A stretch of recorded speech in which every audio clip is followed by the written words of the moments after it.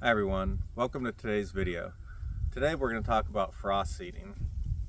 Frost seeding is a very simple idea, and it's a good way to put your seed down as long as there's a few things going for you. You can't just throw it anywhere you want and hope that your seed comes up. So a couple things to consider. Right now I'm going to frost seed into a plot that was winter rye last year, so that made it through the winter. It's now the end of February, and it's going to green up here in a little bit. The deer are going to eat it, get that first bit of nutrition. It'll be the first crop that greens up. It's going to help them going into their antler building season and to help feed the fawns that the does have inside them at this time. But after that, we don't really need it anymore. So I'm going to put a blend of clover and chicory in here from Whitetail Institute. I'm not sponsored by Whitetail Institute. I'm just giving them a try. So we're going to put down the full amount plus a little bit for a ½ acre, which is the size of my plot. There's a couple things that you need for frost seeding to be successful. Number one, you either need a weed controlled plot from the prior year, meaning you took care of all the weeds and now you just pretty much have a blank slate to put the seed down on, or you need some type of annual that was drying or dying out in the spring, which is what I have with the winter rye. So you also want to have some areas of open soil for good seed to soil contact. I'll show you what we have.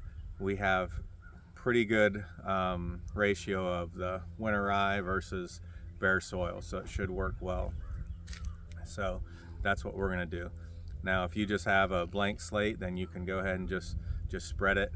But if you have a plot where you have a lot of weeds, you cannot frost seed into those and then expect your clover or whatever you're frost seeding to come up and then correct it later. It's very difficult. So after I seed this and the rye comes up, I'm gonna brush hog it off, mow it, and it'll die, and then that'll allow my chicory and my clover to come up.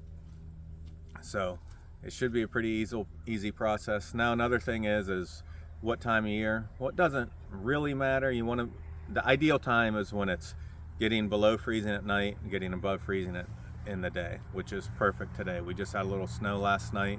It melted off. It's 31 degrees. It's going to get down in the 20s and be above freezing during the day. So that's perfect here. Ideally, you want to do it when the ground's hard. I came out a little bit later, slept in, and it's not muddy, but the ground's a little soft. If I'd have come out this morning, it would have been hard. So you're just going to spread your seed all over the plot. The freeze and thaw cycles, you're going to draw that seed down into your soil, and then you're going to get a nice plot coming up in the spring. Like I said, with me, it's going to come up. I'm going to let that rye come up with it and kind of be the cover crop for a little while. Then I'll end up cutting that, and the only thing left will be the clover and the chicory if all goes as planned. So I'm going to show you what my soil looks like and give you an idea of what you want to frost seed into. Okay, so here's the plot that I'm going to frost seed. It's a ½ acre. And here's what the soil looks like. I'll move slowly so you don't get sick. So you can see that rye. There's a good base of rye, and it's starting to green up a little bit. There's a lot of open soil as well. And there's very few weeds in here. I would say this is about 90 to 95% weed free. In fact, the reason this is all a rye plot was I had too many weeds going in the fall. I just redid it all. So this got a lot of treatment for weeds. There is still a few select weeds that will probably come up and I'll have to control in the spring. But this is what it looks like beforehand.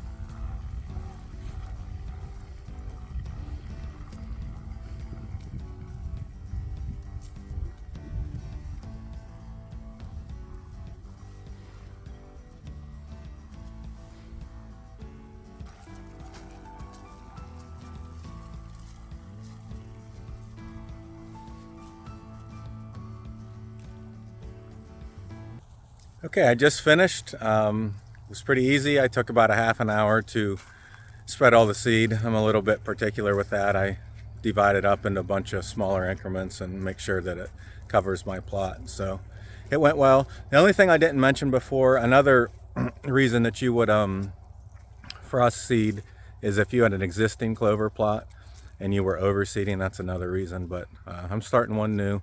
I'll show you, flip the camera around and show you how the seeds were distributed. So if we look here, you can see the blue seeds, those are clover seeds. You can see a yellow, that's a chicory. But got a pretty even distribution,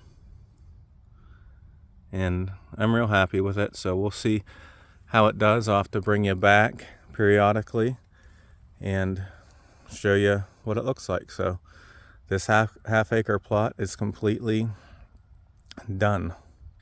Thanks for watching today. Hopefully you learned something new and you can try frost seeding for yourself. If you have any different techniques or suggestions, throw them down in the comments, and let's discuss some different ways we can go about achieving a good food plot for this season. Thanks for watching.